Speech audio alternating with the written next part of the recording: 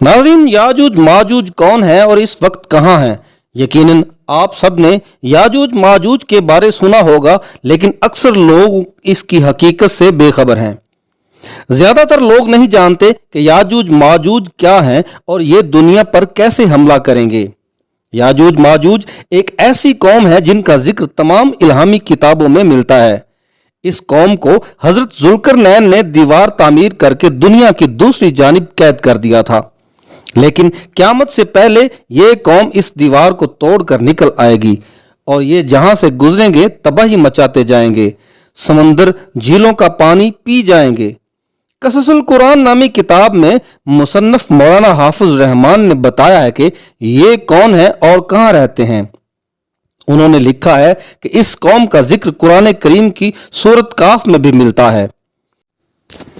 अरशाद बारी ताला है कि जब वो पहाड़ों के दरमियान पहुंचे तो उन्हें इन पहाड़ों से पहले कुछ लोग मिले जिनके बारे ऐसा लगता था कि वो कोई बात नहीं समझ सकते।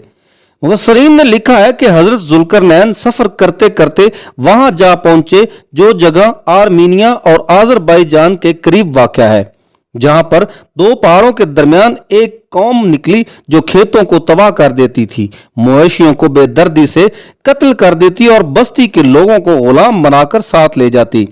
वहां के लोगों ने हजरत जुल्करनैन को दरख्वास्त की कि हम आपको कुछ रकम देते हैं और आपसे गुजारिश करते हैं कि इसके बदले में आप हमारी इस जंगली कौम से जान छुड़वा दें। मोअज़्ज़िज़ दोस्तों, ये वही कौम याजूज माजूज थी जिसका जिक्र अल्लाह ताला ने यूं फरमाया, ए जुल्करनैन, याजूज माजूज इस जमीन पर फसाद फैलाने वाले हैं। हजरत जुल्करनैन ने कहा कि मैं तुम्हारे और इस कौम के दरमियान एक दीवार खड़ी कर देता हूं, और फिर उन्होंने याजूज माजूज की कौम के दरमियान एक लोहे की दीवार खड़ी की और इस पर तांबा पिघला हुआ डाल दिया जिससे लोहा आपस में मजबूती से जुड़ गया। मुअज़्ज़िज़ दोस्तों, कहा जाता है कि इस दीवार की लंबाई 50 मील, ऊंचाई 290 फीट, चौड़ाई 10 फीट थी और याजूज माजूज हजरत नूह के बेटे याफस की औलाद में से हैं, जो कि खाना बदोश और वैशी कबीला था। इनकी तादाद बहुत तेजी से बढ़ती थी और ये हजरत जुल्करनैन के जमाने तक बहुत ज्यादा फैल चुके थे। कई रवायात में आता है कि तब से अब तक याजूज माजूज इस कोशिश में लगे हुए हैं कि किसी भी तरह इस दीवार को गिराकर बाकी दुनिया तक पहुंच पाएं। तब से अब तक ये रोज दीवार तोड़ते हैं और शाम को वापस चले जाते हैं, लेकिन अगले दिन वो दीवार फिर से मुकम्मल और मजबूत हो चुकी होती है। दोस्तों, जब अल्लाह की तरफ से याजूज माजूज के अखरूज का वक्त आएगा तो वो कहेंगे कि इंशाअल्लाह ताला आज दीवार तोड़कर ही दम लेंगे, तो इन अल्फाज की बदौलत दीवार को गिराकर जमीन पर फैल जाएंगे, जहां से गुजरेंगे तबाही मचाते जाएंगे और मखलूक खुदा को खत्म करते जाएंगे और झील तिब्रिया से गुजरते हुए इस झील का सारा पानी पी जाएंगे, यहां तक कि गिरोह का आखिरी झुंड कहेगा कि यहां पर कभी कोई पानी भी हुआ करता था।